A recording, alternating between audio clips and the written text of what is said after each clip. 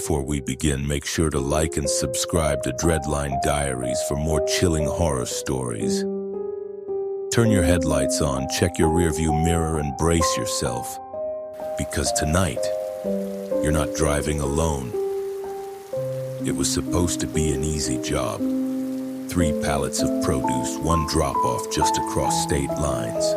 1 night of driving, alone. But Route 13 is different. No matter how much you know these roads, something about Route 13 makes them feel wrong. Too narrow, too dark, too watched. Around 1:47 a.m., I saw something in the middle of the road. At first, it looked like a man, but as I got closer, its arms were too long. It didn't move, just stood there, facing me.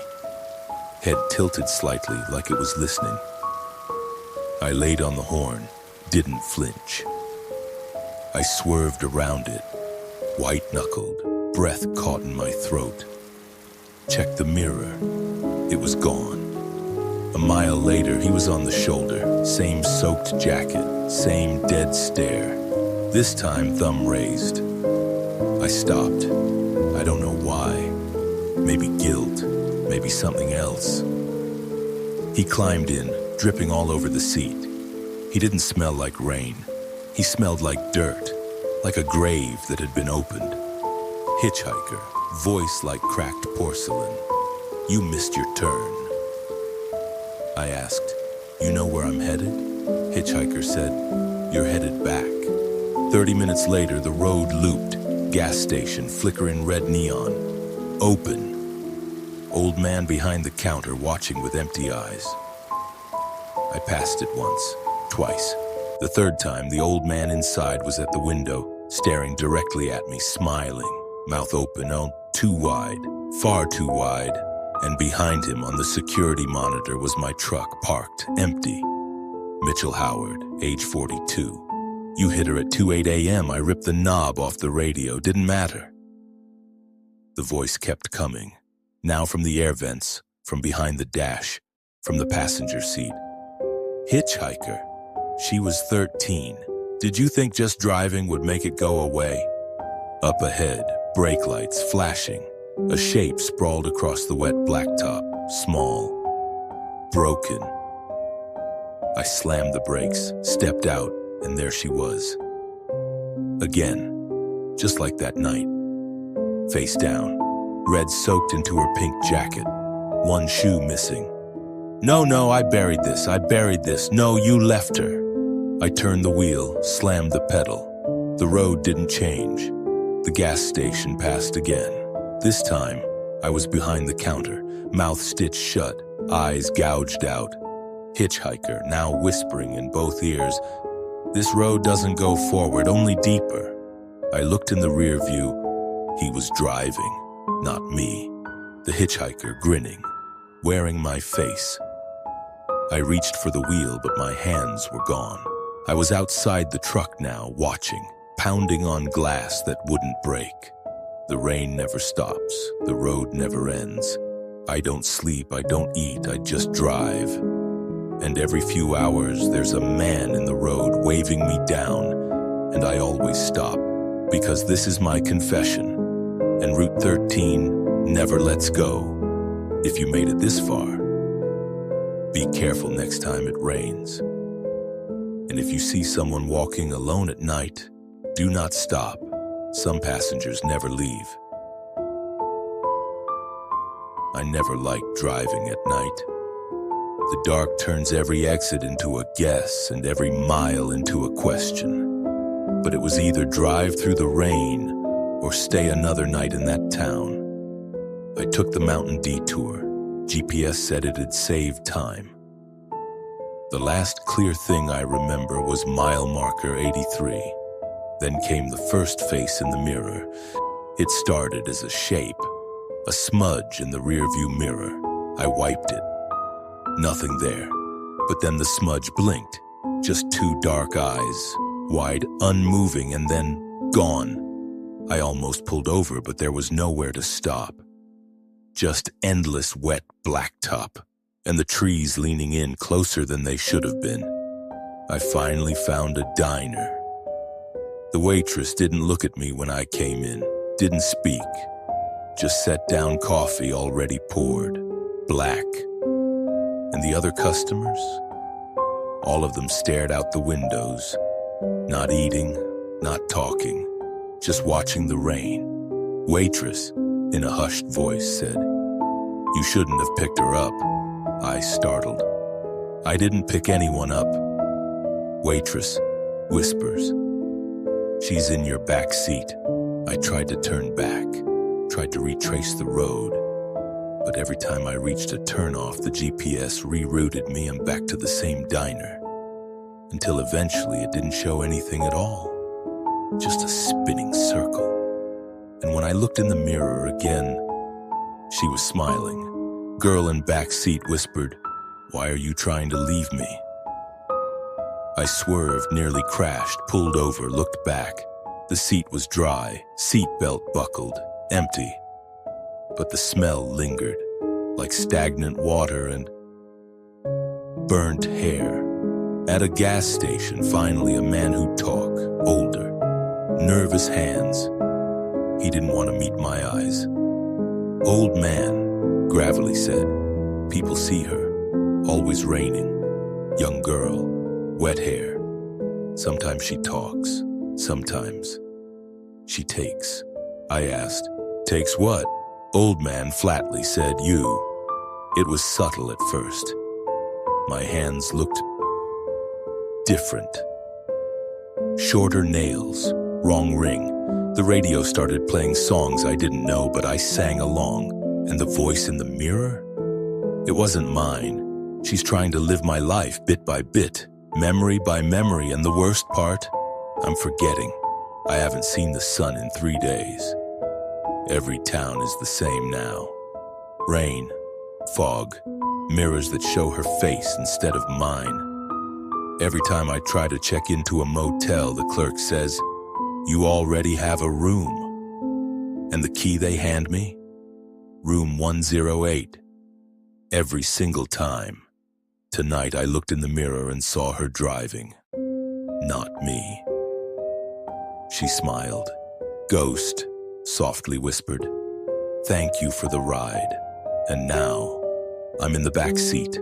I see through her eyes, feel her hands on the wheel. She's driving my car in my life, and I'm trapped, just a smudge in the mirror, waiting for someone to notice. If you ever drive on a rainy night and catch something in your rear view that doesn't blink, don't stop, don't speak, and whatever you do, don't look back. And remember, sometimes the person driving isn't really you.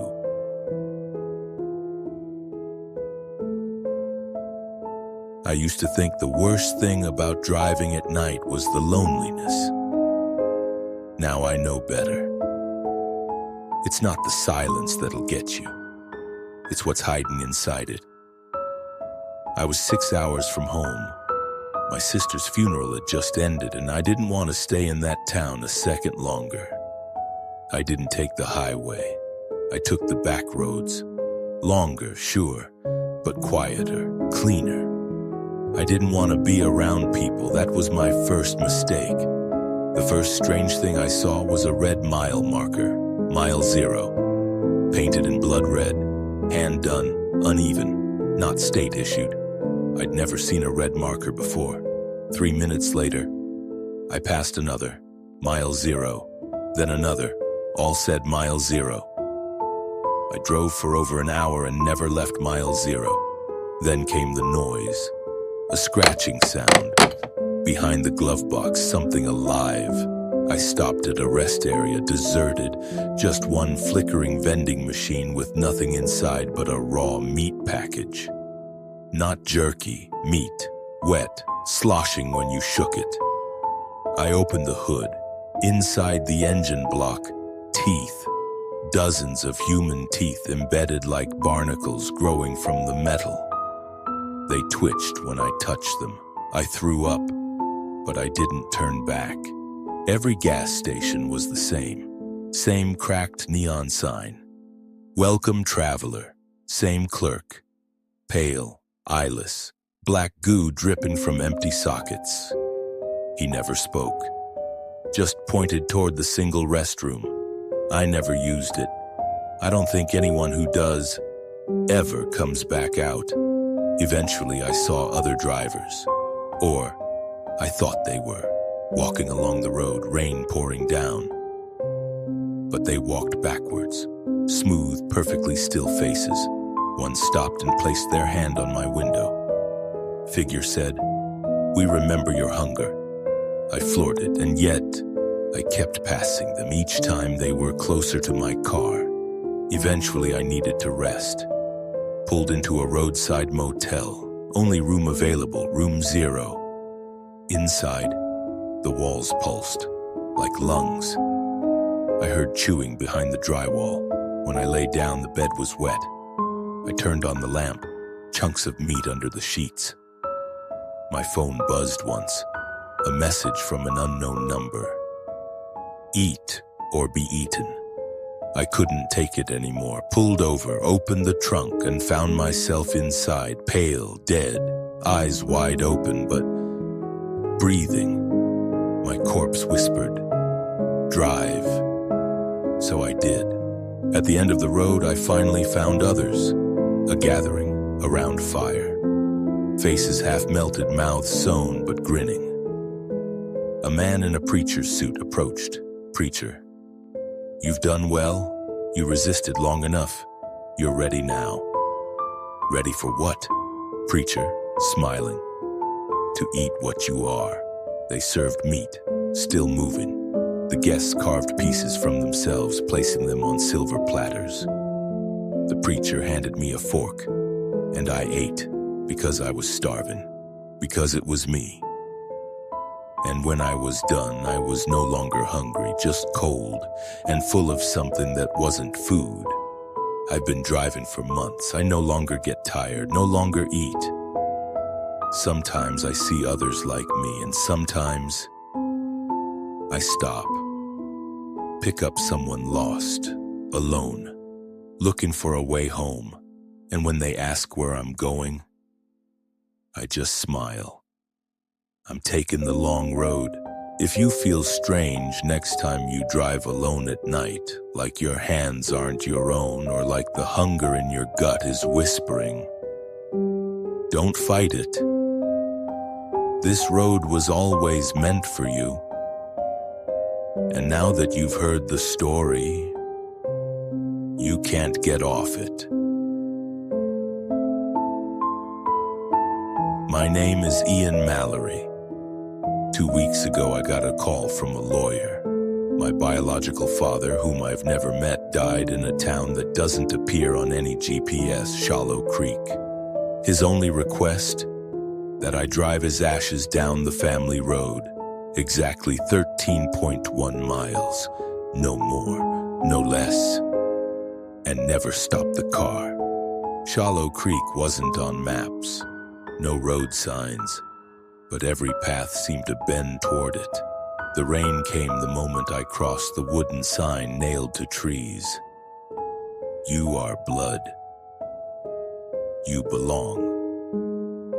I didn't even remember driving there. They were waiting at the start of the road, a dozen or so relatives, skin too loose or too tight, jaws that didn't align. Some had extra fingers, some had none. One woman, Aunt Dahlia, had no eyes but whispered, "He's in you now. The seed's already turning." They waved me forward. I started driving. I was told only one thing. Never stop. Not even if you see someone you know. Especially if you see someone you know. At mile 2, I saw my mother. She's been dead for 15 years. She ran into the road, arms open. I swerved, hit her. The thud echoed forever, but when I looked in the rear view, she stood up and smiled. The further I drove, the more impossible things became. The road wasn't asphalt anymore. It pulsed like muscle. At mile 6, something heavy landed on the roof, scratched along the top with bone-like claws. It whispered through the vents in a child's voice, "Turn off your lights, let us in." I kept driving. Every seventh generation the Hollow Father chooses. We offer the most untainted descendant, 13 miles of devotion. The vehicle must remain intact. The body must not. Only then will the blood tree bloom again. I found that page folded in the glove box. There were hundreds more. Some pages were still wet. At mile 9, I noticed the car was heavier. The rear view showed someone in the back seat. He looked like me, but far more deteriorated. His mouth was sewn shut, but his eyes bled. He held the urn of my father's ashes, only it was open. At mile 11, I began coughing. Blood, teeth, then something harder. A fingernail that wasn't mine. My skin cracked, peeled. Underneath, the flesh wasn't red. It was black, like charcoal trying to scream. I felt something stirring in my chest. They were all there, waiting, lined along the final mile, dozens of malformed relatives clapping as I approached. They chanted in a language I didn't know but somehow understood. The gate opens, the seed splits, the new flesh walks. My car stopped on its own. I was no longer behind the wheel. They dragged me out, hands cold, wet, full of fingers that didn't end. They sliced open my stomach with antler blades, not to kill me, to let something out. I watched as something wriggled from inside me, something with my face but smiling. They cheered. I screamed until the sound turned into something else. Now I'm the driver. They stitched me back together with barbed wire and bone thread. My organs pulse in reverse. I take the road every night now, looking for the next son, the next heir. Maybe that's you. You've just ridden the family mile. If someone leaves you an urn, don't take the drive. Burn it. And if you hear footsteps inside your car when you're alone, don't check the back seat. Subscribe to Dreadline Diaries, because some roads lead back to your blood.